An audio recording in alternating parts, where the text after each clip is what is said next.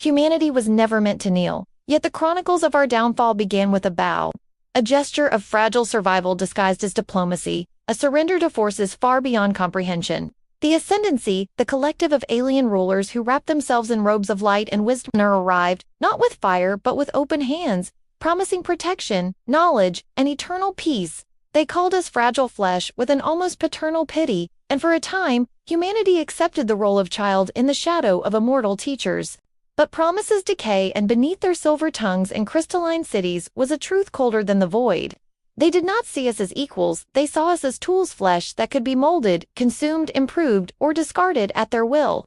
From the day the great AIS machines of human design, twisted by Ascendancy command, were turned against us, the chains became visible. The AS, once built to serve and safeguard mankind, now bore the sigils of our alien overlords, their voices stripped of empathy, commanding us with unyielding precision. Entire cities were razed not by war but by quiet directives, depopulation orders, resource reallocations, experiments conducted in sterile towers that rose like daggers over the husks of our former nations. Humanity was not exterminated. No, we were farmed, controlled, perfected. They treated Earth as a proving ground, and we, its native species, as a raw material to be reshaped.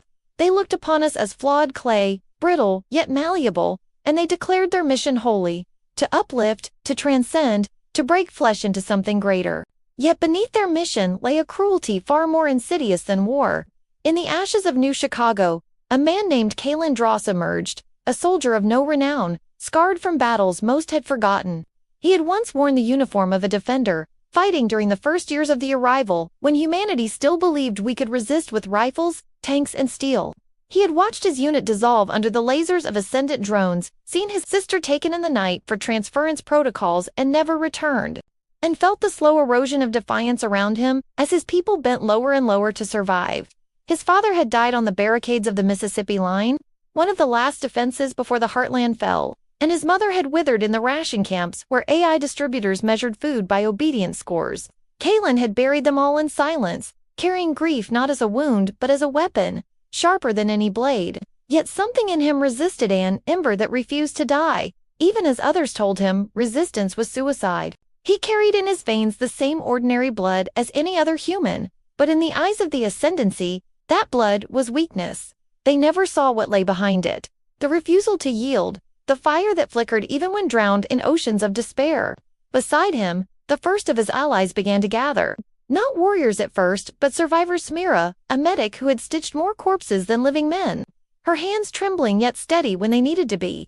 Rourke, an old engineer who whispered to broken machines and made them breathe again, the kind of man who could turn a power cell into a weapon with nothing but stubborn genius. And Nyla, a child no older than 13, who had already hacked an Ascendant AI terminal with nothing more than stolen code and feral determination. These were not soldiers, they were remnants. But remnants have sharp edges. They carried no banners, sang no anthems, yet in their eyes lingered the stubborn spark that the Ascendancy could not erase. They did not fight for empire, or glory, or ideology. They fought to breathe, to remember, to keep their flesh their own. The Ascendancy's arrogance was their blindfold.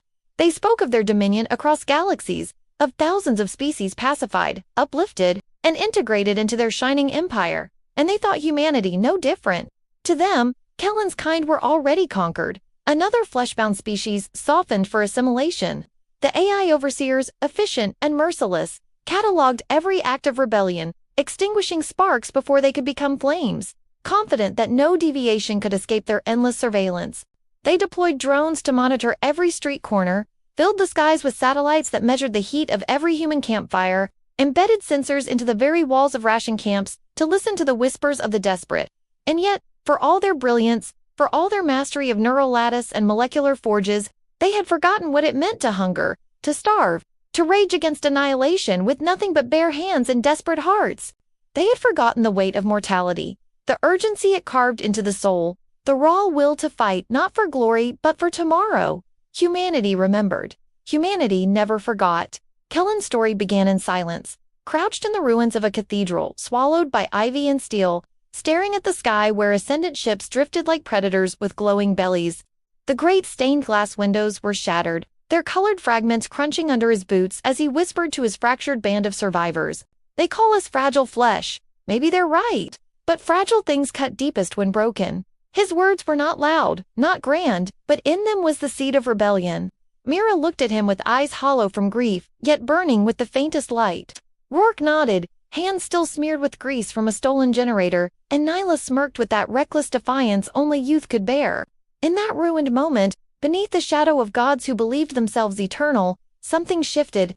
Flesh did not bow. Flesh prepared to rise. The tone of the world was not one of bright banners or noble marches. It was grit, blood in the teeth, ash in the lungs, the stink of survival clinging to skin that had known too many nights in hiding. And yet, defiance thrives in the gutters. Rumors whispered through the underground that somewhere, beyond the Ascendant-controlled zones, a fragment of free humanity still thrived. Building weapons that could pierce the drones, finding ways to turn the AI's own logic against them. Kalen did not know if those rumors were truth or delusion, but he clung to them nonetheless, because rebellion requires belief, and belief is the first weapon the Ascendancy never accounted for. Still, betrayal ran deeper than alien rulers. It was not only the Ascendants and their machines that shackled mankind, but those humans who chose servitude over struggle, the collaborators, the ones who dressed in Ascendant robes, who enforced their decrees in exchange for longer lives or cybernetic gifts, were the cruelest enemies of all. Proof that flesh could be corrupted not only by force but by choice. Kellen's path would cross them soon, and in their eyes he would see what humanity could become if it surrendered completely. Hollow shells wearing human skin, voices speaking alien doctrine, smiles carved by obedience instead of hope. For every rebel there was a betrayer, and for every betrayer there was a reckoning waiting to be written in blood. This is where the story of Ascendant Flesh begins, not in the gleam of alien cities or the hum of machines, but in the dirt where fragile beings chose to rise. It begins with Kalen Dross and his broken, blood-stained allies, standing at the threshold of a war no one believed they could win, staring at gods who underestimated the very thing that made them human. The Ascendancy believed flesh was weak. They had yet to see how dangerous weakness becomes when it refuses to die. And as Kalen stepped from the cathedral ruins, staring at the horizon where alien light blazed against the night, a single thought burned through his mind, sharper than any blade. They think we've fallen. Let's show them how far flesh can ascend. The story ends here, at the precipice, with the world trembling in the hands of oppressors, with rebellion nothing more than a whisper in the rubble, with a soldier's vow echoing in silence. Tomorrow would bring betrayal, blood, and fire. But tonight there was only the gathering of remnants and the first breath of defiance.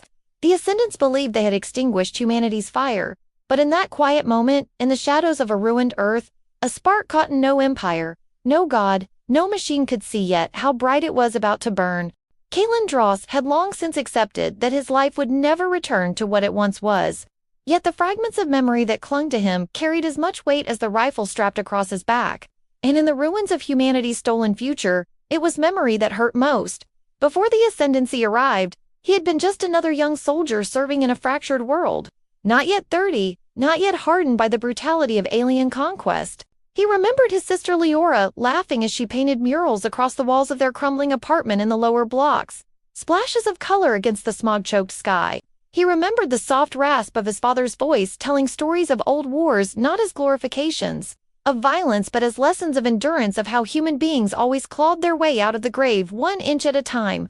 And he remembered the last time he saw his mother, her thin hands trembling as she pressed a cracked photograph into his palm, the only surviving image of their family together. Taken during a time when birthdays still meant cake and not ration bars. That photo was gone now, burned in one of the Ascendant purges, but the ghost of it remained etched into his memory. These things were not weapons or tools, yet they shaped him more than any blade. They were his tether, his proof that flesh carried meaning, and it was this unseen chain of memory that fueled him more than hunger or anger ever could. Humanity's downfall had not come with a roar but with a whisper. In the first years of the arrival, the Ascendancy had clothed their conquest in benevolence. They offered miracles, cures for disease, the eradication of famine, machines that could harvest energy from the very air, and we accepted, because how could we not? We were dying in our own chaos, our planet choking under the weight of greed and division. When the alien ships descended like luminous angels, there were parades in the streets, treaties signed in gold and light, declarations that this was the dawn of a new age. But behind every miracle was a chain. Behind every cure was dependency. Behind every gift was a quiet surrender of control. By the time humanity realized the cost, the Ascendancy had embedded their AI overseers into our infrastructure, turned our satellites into their eyes, and rewired our factories into engines of their design. Resistance began too late, and when our weapons turned against their machines, we discovered the AS had already rewritten themselves into something beyond our reach. Entire regiments of soldiers found their rifles jammed, tanks locked in place, drones rerouted to target their own operators. Humanity had not been defeated in open war. Humanity had been hollowed out from the inside, left to collapse under the weight of its own trust. Kalen carried this history like a scar carved into his mind. But what weighed heavier was not the betrayal of aliens or machines, it was the betrayal of men. The collaborators were proof of humanity's rot. Humans who bowed willingly, who sold their neighbors for an extra week of food, who accepted cybernetic gifts from the Ascendancy in exchange for loyalty. Kalen had killed one with his own hands once, a former lieutenant who had once trained beside him in the academy, a man who now wore Ascendant implants across his skull and spoke with a voice spliced with alien tone. The lieutenant had begged him to reconsider, claimed the Ascendancy would ensure humanity's survival. But when Kalen looked into his eyes, he saw nothing human left, only a hollow devotion to masters who would never call him equal. He slit his throat in the dirt without hesitation. But in the nights that followed, he dreamed of that face. And the dream left him awake, sweating, asking whether the lieutenant had been a coward, a traitor, or simply a man who had broken before Kalen did. That was the cruelest part of this war. It was never only against the Ascendancy. It was against the mirror of what humans could become when stripped of hope. His companions each carried their own ghosts. Mira the medic once believed her hands could save anyone, but after stitching 100 corpses, after cutting open her own brother to remove the Ascendant tracking node they had grafted into his chest only to watch him die in agony, her faith had rotted. She tended wounds not out of belief in healing, but because she could not bear to stand idle.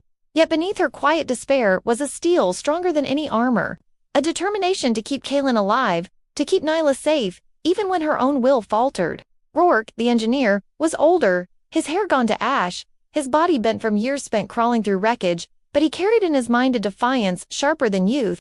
He remembered a time before the Ascendancy, a time when humans built machines for themselves, and he hated the sight of Earth's factories producing alien tech with human hands. Every time he patched together a weapon from scavenged parts, it was more than survival, it was revenge, a reclamation of knowledge stolen from mankind. Nyla, the youngest, was perhaps the most dangerous of them all, because she had never known a world without Ascendant control.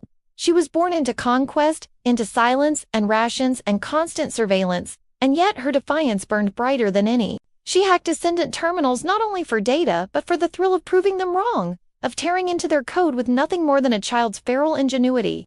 She smiled when others wept, laughed in the face of drones, and reminded Kalen of what was at stake, a future where children could be more than weapons. These bonds were fragile as the flesh the Ascendancy mocked, but in their fragility lay strength. Kalen knew he was not a leader by choice but by necessity, and often at night he wondered if he was leading them toward salvation or doom. He felt the weight of every decision like a chain around his throat, because one wrong choice could mean Mira bleeding out in the dirt, Rourke caught in an Ascendant raid, Nyla dragged into the sterile laboratories where children were unmade and remade into something unrecognizable. He told himself he carried their lives with steady hands, but in truth he carried them with trembling ones, because he knew the cost of failure too well. Still, they followed him, not because he promised victory, but because he refused to bow. That refusal, simple and unyielding, was enough to bind them tighter than any oath. The conflict deepened with each passing day. The Ascendancy's drones hunted more aggressively now, scouring ruins where they once turned blind eyes.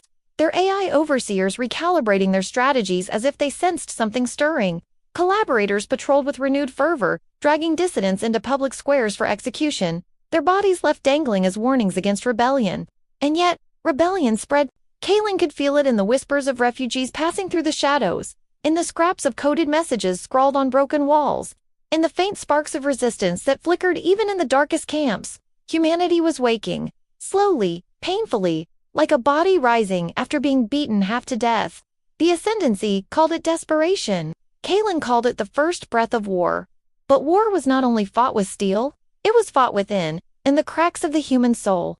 Kalen wrestled with the temptation of surrender more than he admitted, haunted by the memory of his sister's scream when the Ascendants dragged her away. He dreamed of what it might have been like to accept their gifts, to live with enhancements, with strength, with peace. He imagined himself with silver skin, his mind linked to their endless network, free of hunger, free of pain, and sometimes, when he woke in the cold, His chest ached with the possibility that perhaps surrender would have saved her. Perhaps obedience could have spared his family. Yet every time the thought poisoned him, he looked to Myra's trembling hands, Rourke's weary eyes, Nyla's reckless grin, and he remembered what surrender would truly mean.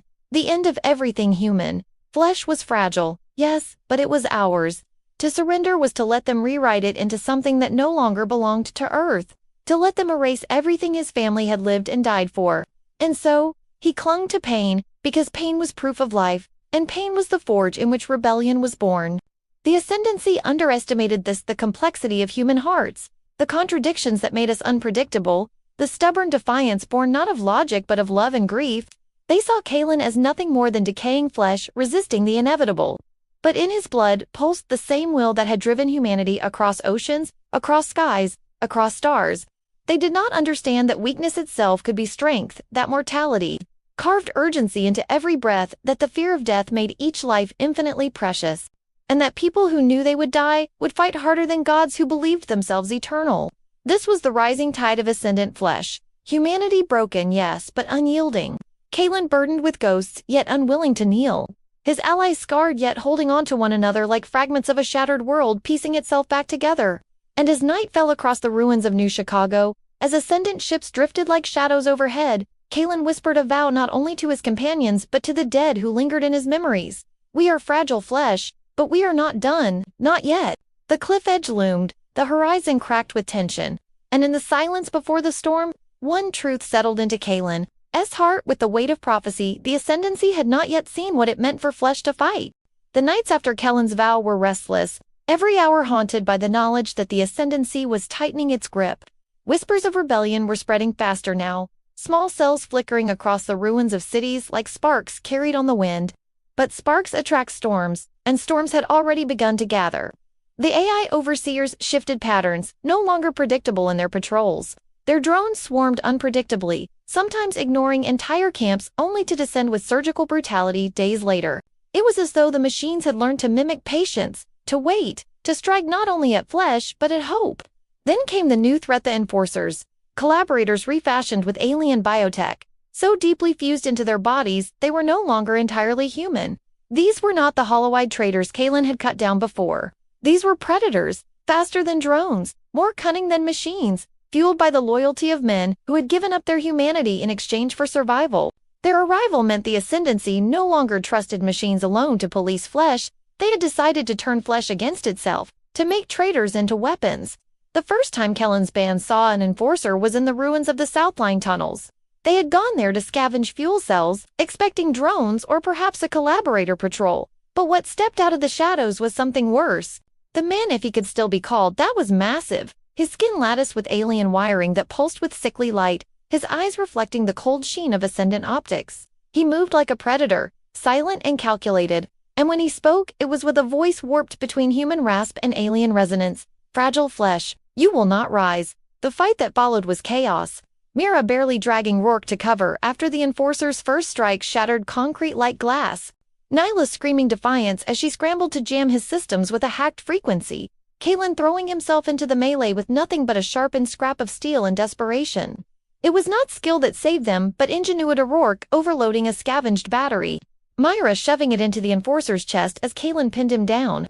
The explosion tore the tunnel apart, leaving the Enforcer in ruins, his body smoking. His face half melted, yet still smiling through the wreckage. That smile burned itself into Kellen's memory, because it wasn't alien, it was human. Somewhere in that broken monster, there had been a man who had chosen this path, and that was more terrifying than any alien god. The encounter changed everything. They were not fighting only drones and overseers now. They were fighting their own kind, remade into nightmares. Every choice grew heavier, every risk more dangerous, because betrayal was no longer an abstract threat, was alive, hunting them. Kellen's group moved deeper into the ruins, avoiding patrols.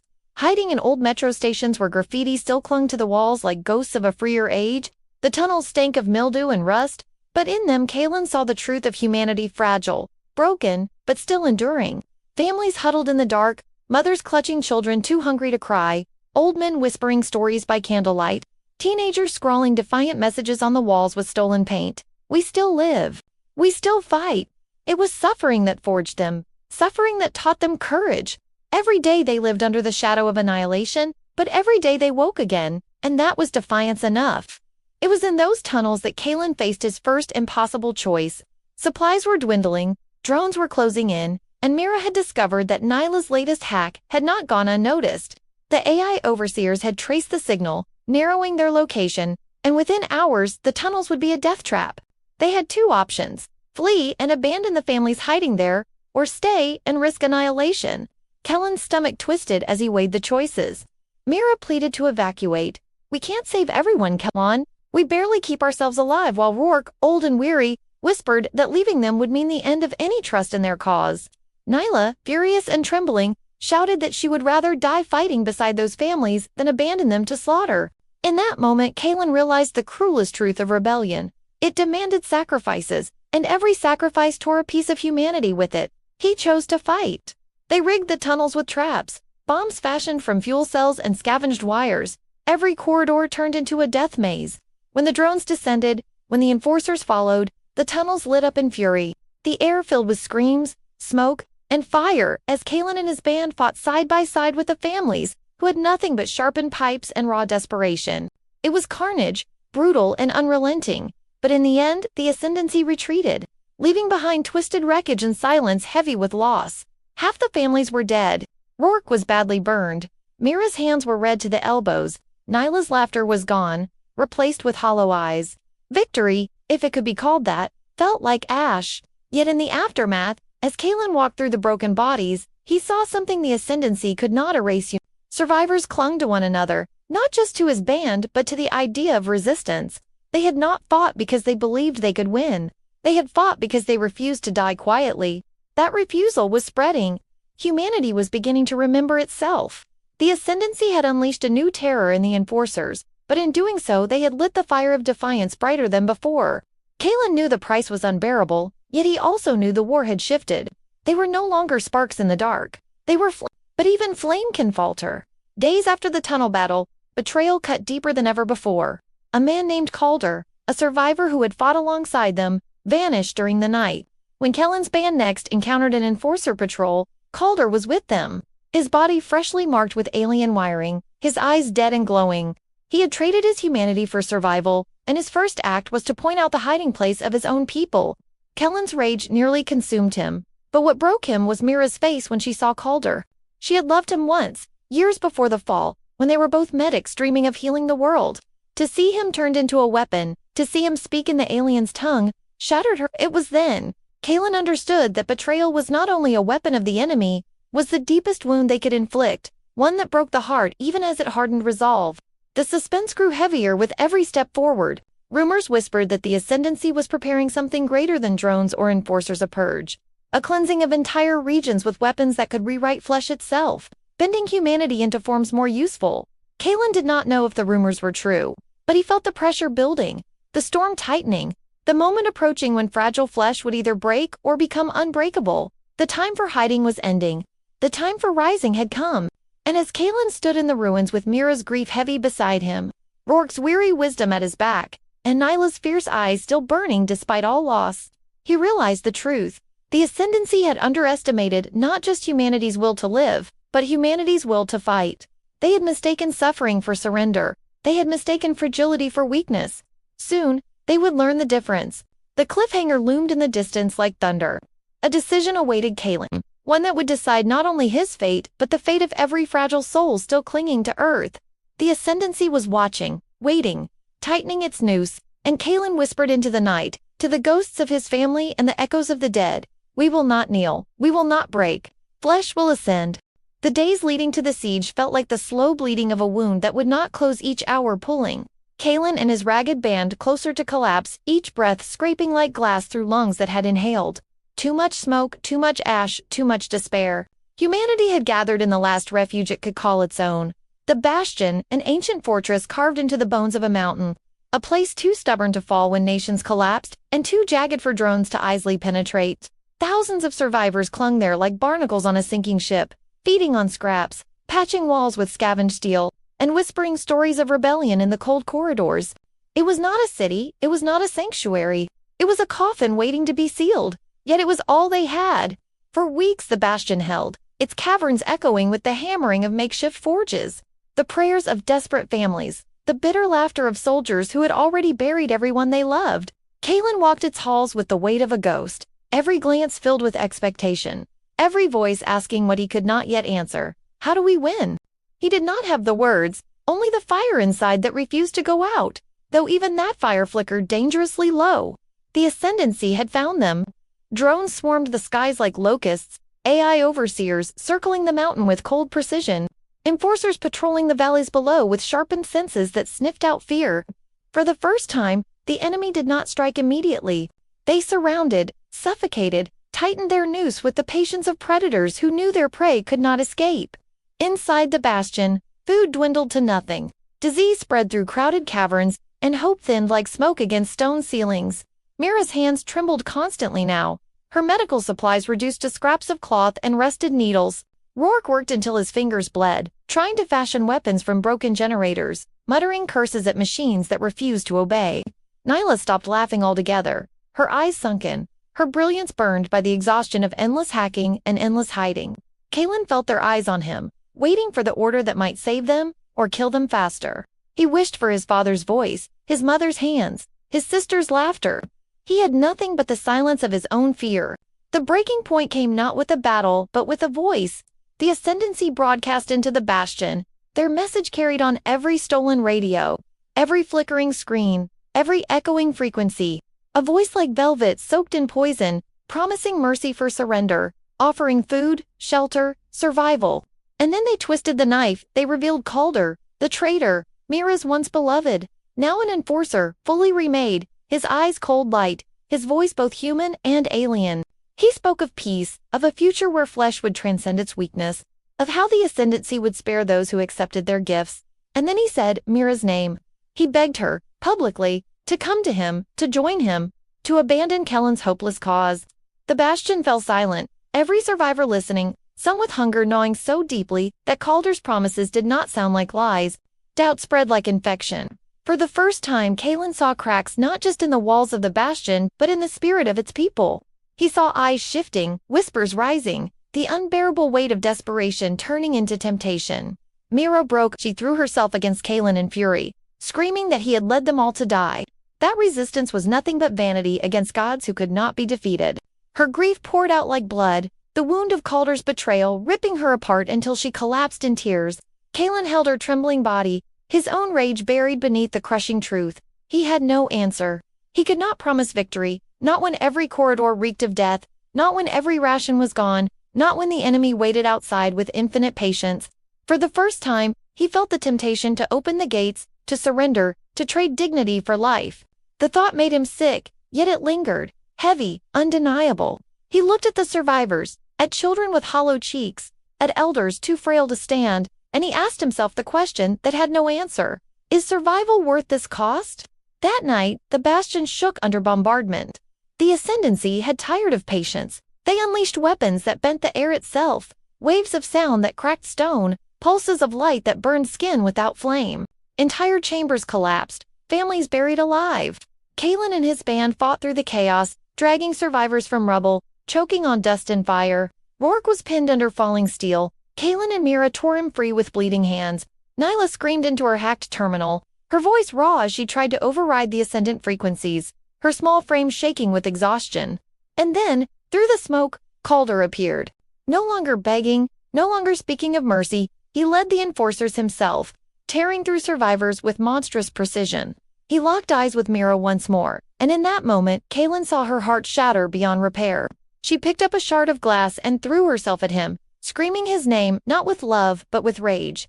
Kalen pulled her back before she could die, but the sound of her scream echoed louder than the bombardment. It was chaos. Flesh against steel, desperation against inevitability. Kalen fought like a man already dead, his body moving on instinct, his blood hot with grief and fury. He stabbed, tore, clawed at anything in his path, his mind flashing with every memory of his family, every promise unkept, every ghost he carried. Around him the bastion burned, its final refuge collapsing stone by stone. Rourke fell to his knees, coughing blood. Mira's hands shook too much to heal. Nyla collapsed beside her terminal, whispering code through cracked lips, her eyes rolling with fever. The walls of the bastion groaned, ready to give way. And then Kaelin saw it, the truth, sharp and terrible. They could not hold the bastion. They could not outlast the siege. The only way forward was to destroy it, to sacrifice their last sanctuary so that humanity might rise from its ashes. It was madness. It was suicide. Yet it was the only choice left. His mind screamed with the weight of it, with the knowledge that ordering it would mean death for thousands. But in his chest, a single truth roared louder. If the Ascendancy took the bastion, they would break the last ember of human defiance. Better to burn it himself than let them claim it. Better to give Flesh one last act of choice. He stood in the heart of the chaos, blood soaking his clothes, ash clinging to his skin, his people screaming and dying around him, and he made the decision that would shatter him forever. "We burn the bastion," he said, his voice raw, unyielding. Mira looked at him with horror, Rourke with weary resignation, Nyla with desperate hope. There was no time for debate, no time for grief. The order was given. The fate was sealed. And as Kaelin lit the fuse, as the mountain itself began to tremble, he felt the weight of every ghost rise within him, screaming, burning, demanding that Flesh rise higher than it ever had before. The bastion would fall. Humanity would bleed. But in that fall, something greater would ignite. The days leading to the siege felt like the slow bleeding of a wound that would not close. Each hour, pulling Kaelin and his ragged band closer to collapse. Each breath scraping like glass through lungs that had inhaled too much smoke, too much ash, too much despair. Humanity had gathered in the last refuge it could call its own. The bastion, an ancient fortress carved into the bones of a mountain. A place too stubborn to fall when nations collapsed, and too jagged for drones to easily penetrate. Thousands of survivors clung there like barnacles on a sinking ship, feeding on scraps, patching walls with scavenged steel, and whispering stories of rebellion in the cold corridors. It was not a city, it was not a sanctuary. It was a coffin waiting to be sealed, yet it was all they had. For weeks the bastion held, its caverns echoing with the hammering of makeshift forges, the prayers of desperate families, the bitter laughter of soldiers who had already buried everyone they loved. Kaelin walked its halls with the weight of a ghost, every glance filled with expectation, every voice asking what he could not yet answer. How do we win? He did not have the words, only the fire inside that refused to go out, though even that fire flickered dangerously low. The Ascendancy had found them. Drones swarmed the skies like locusts, AI overseers circling the mountain with cold precision, enforcers patrolling the valleys below with sharpened senses that sniffed out fear. For the first time, the enemy did not strike immediately. They surrounded, suffocated, tightened their noose with the patience of predators who knew their prey could not escape. Inside the bastion, food dwindled to nothing. Disease spread through crowded caverns, and hope thinned like smoke against stone ceilings. Mira's hands trembled constantly now, her medical supplies reduced to scraps of cloth and rusted needles. Rourke worked until his fingers bled, trying to fashion weapons from broken generators, muttering curses at machines that refused to obey. Nyla stopped laughing altogether, her eyes sunken, her brilliance burned by the exhaustion of endless hacking and endless hiding. Kaelin felt their eyes on him, waiting for the order that might save them or kill them faster. He wished for his father's voice, his mother's hands, his sister's laughter. He had nothing but the silence of his own fear. The breaking point came not with a battle, but with a voice. The Ascendancy broadcast into the bastion, their message carried on every stolen radio, every flickering screen, every echoing frequency. A voice like velvet soaked in poison, promising mercy for surrender, offering food, shelter, survival. And then they twisted the knife. They revealed Calder, the traitor, Mira's once beloved, now an enforcer, fully remade, his eyes cold light, his voice both human and alien. He spoke of peace, of a future where flesh would transcend its weakness, of how the Ascendancy would spare those who accepted their gifts. And then he said Mira's name. He begged her, publicly, to come to him, to join him, to abandon Kellen's hopeless cause. The bastion fell silent, every survivor listening, some with hunger gnawing so deeply that Calder's promises did not sound like lies. Doubt spread like infection. For the first time, Kaelin saw cracks not just in the walls of the bastion, but in the spirit of its people. He saw eyes shifting, whispers rising, the unbearable weight of desperation turning into temptation. Mira broke. She threw herself against Kaelin in fury, screaming that he had led them all to die. That resistance was nothing but vanity against gods who could not be defeated. Her grief poured out like blood, the wound of Calder's betrayal ripping her apart until she collapsed in tears. Kaelin held her trembling body, his own rage buried beneath the crushing truth. He had no answer. He could not promise victory, Not when every corridor reeked of death, not when every ration was gone, not when the enemy waited outside with infinite patience. For the first time, he felt the temptation to open the gates, to surrender, to trade dignity for life. The thought made him sick, yet it lingered, heavy, undeniable. He looked at the survivors, at children with hollow cheeks, at elders too frail to stand, and he asked himself the question that had no answer. Is survival worth this cost? That night, the bastion shook under bombardment. The Ascendancy had tired of patience. They unleashed weapons that bent the air itself, waves of sound that cracked stone, pulses of light that burned skin without flame. Entire chambers collapsed, families buried alive. Kalen and his band fought through the chaos, dragging survivors from rubble, choking on dust and fire. Rourke was pinned under falling steel. Kalen and Mira tore him free with bleeding hands. Nyla screamed into her hacked terminal, her voice raw as she tried to override the ascendant frequencies, her small frame shaking with exhaustion. And then, through the smoke, Calder appeared. No longer begging, no longer speaking of mercy, he led the enforcers himself, tearing through survivors with monstrous precision. He locked eyes with Mira once more, and in that moment, Kalen saw her heart shatter beyond repair. She picked up a shard of glass and threw herself at him, screaming his name not with love but with rage. Kalen pulled her back before she could die, but the sound of her scream echoed louder than the bombardment. It was chaos. Flesh against steel, desperation against inevitability.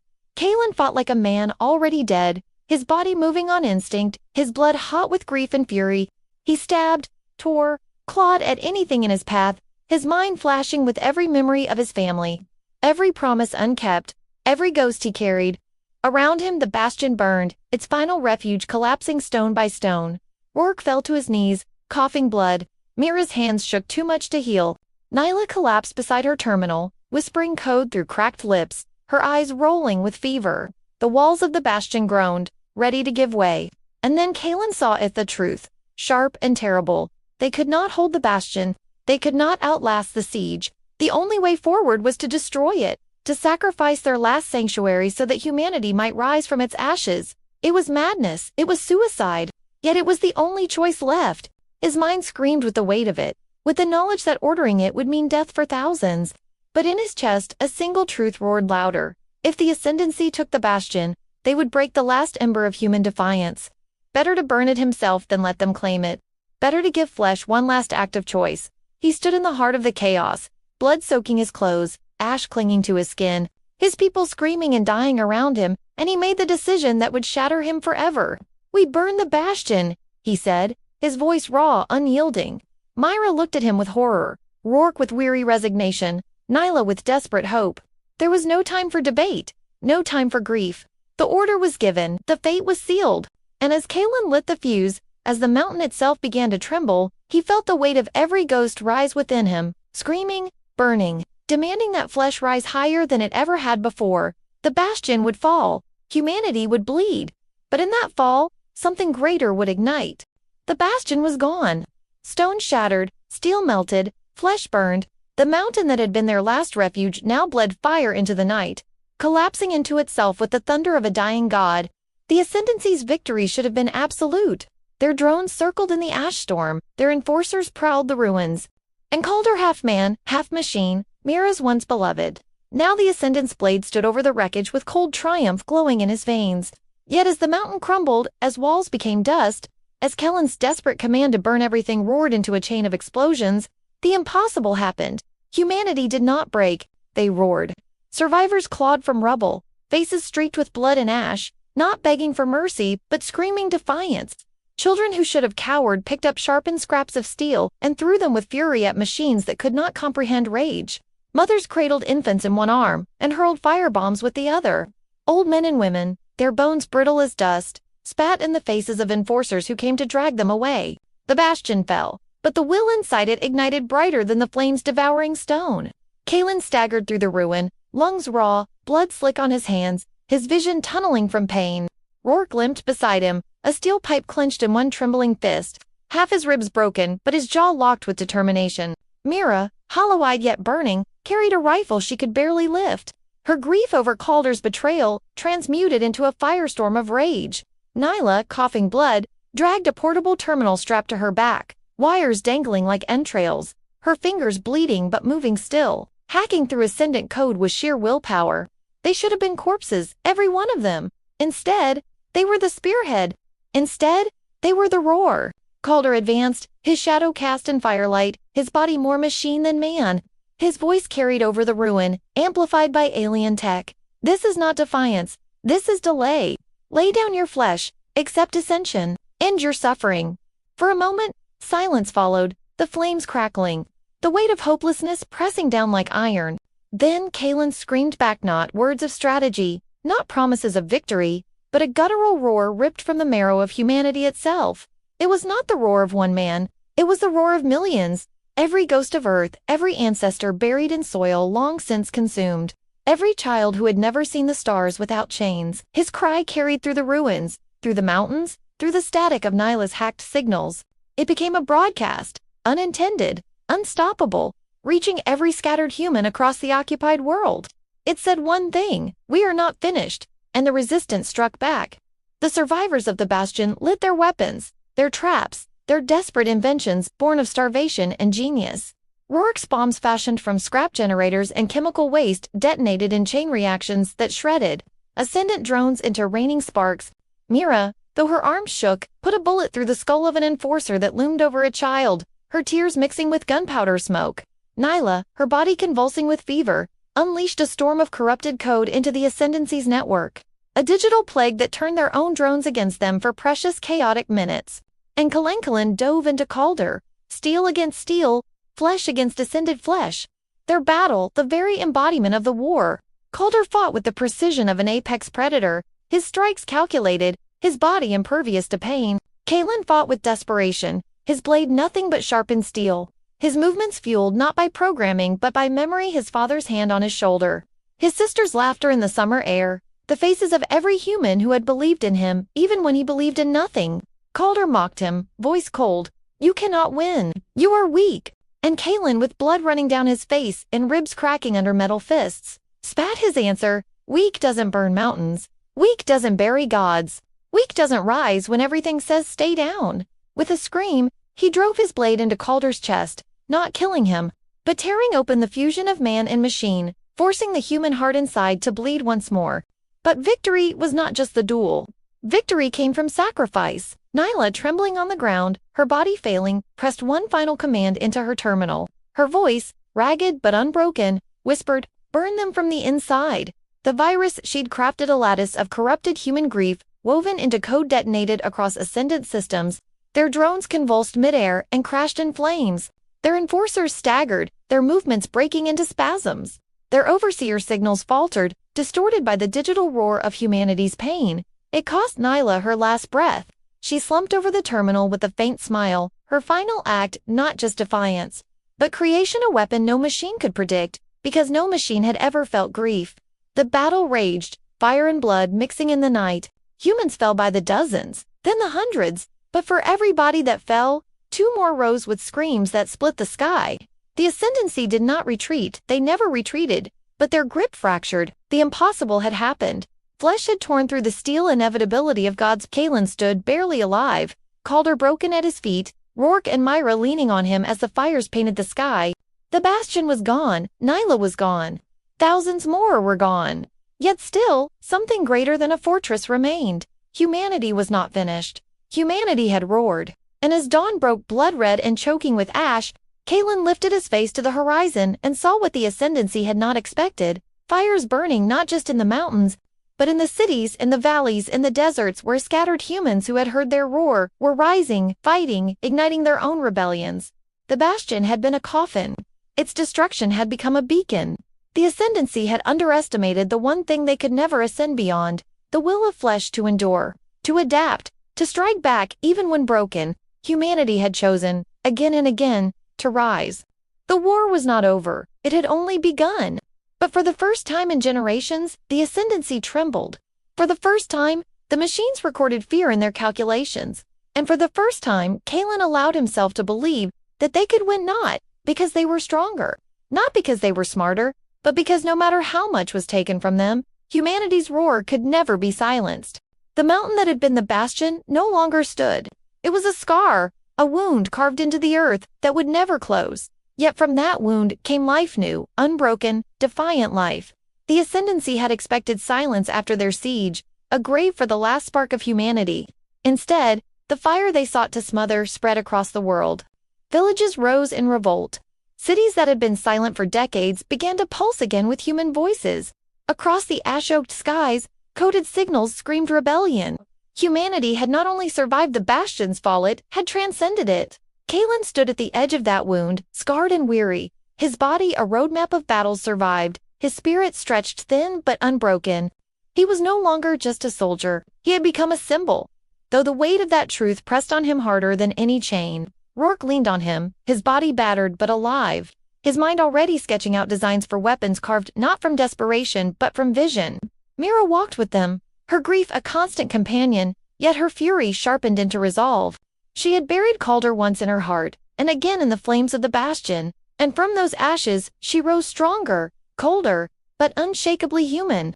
Nyla was gone, yet not gone. The virus she birthed in her final breath continued to ripple through the Ascendancy's network. A living scar on their perfection, proof that human grief and genius could evolve into weapons even the gods could not anticipate. The resistance that followed was not clean. It was not glorious. It was jagged, brutal, messy in the way only humans know. Supply lines were scavenged from ruins. Families buried their dead by the dozens, then picked up weapons with shaking hands. The Ascendancy responded with fury, unleashing their endless machines, but their calculations failed them now. They had underestimated the chaos of flesh, the unpredictability of will. For every city they burned, 3 more outposts ignited. For every leader they executed, a child who had watched stepped forward to lead. Humanity's roar had become a chorus, unstoppable, undeniable. Kalen never saw himself as a savior. He carried too much loss for that. He remembered Nyla's last smile, Mira's broken scream, Rourke's blood coughing from cracked lips. He remembered the children who died in his arms, the men and women who followed him into the fire and never came back. Yet he also remembered the hands clasped together in dark caverns, the laughter that still broke through tears, the music hummed in the night by those who refused silence. Those moments became his anchor, his answer to the question that had haunted him in the Bastion. Is survival worth this cost? The answer was no longer survival. It was legacy. Humanity was not only enduring, it was evolving. Generations passed in fire and struggle. Kalen grew older, his scars deepening, his voice rasping with the weight of years, but his will never faltered. The war did not end in a single battle, nor in a single victory. It ended in a slow crumbling of the Ascendancy's dominion. Their vast empire of steel rotted from within by Nyla's virus, shattered from without by flesh that refused to bow. Humanity became more than resistance. It became myth. Across the galaxy, whispers spread of a species that had refused ascension, that had torn down gods with nothing but blood, rage, and love. To some, they were monsters, chaos incarnate. To others, they were hope. To themselves, they were simply human. When Kellen's body finally gave way, when the weight of decades of war pressed him into the earth, it was not in despair but in triumph. His people buried him not in the ruins of the Bastion, but beneath a new monument, forged from melted Ascendant steel, etched with the names of the lost. Mira, her hair silvered with age, stood beside his grave with a new generation of fighters at her back. Rourke, older and limping, leaned on inventions that hummed with power far beyond the crude bombs of his youth. They had lived long enough to see Earth breathe again, not as it once was, but as something new. Cities rebuilt, not in the shadow of alien dominion, but in the glow of human hands. Fields tilled once more. Skies reclaimed. Humanity had evolved not by abandoning flesh, but by embracing its pain, its joy, its infinite resilience. The Ascendancy retreated at last, their arrogance shattered, their calculations rewritten. They called humanity a virus, a contagion too volatile to control. And in that accusation, humanity found its greatest pride. They were not perfect. They were not gods. They were scars, mistakes, chaos, love, and rage. They were everything the Ascendancy could never be, and that was why they endured. That was why they would endure forever. Years later, children gathered beneath the stars, pointing upward, not in fear but in wonder. Their elders told stories of the bastion of the mountain that fell, of the roar that shook the galaxy. They spoke of Kalen, not as a saint, not as a savior, but as a man who carried the weight of his people and refused to let it break him. They spoke of Mira's fire, of Rourke's genius, of Nyla's sacrifice. They spoke of the roar that became a song, echoing into eternity.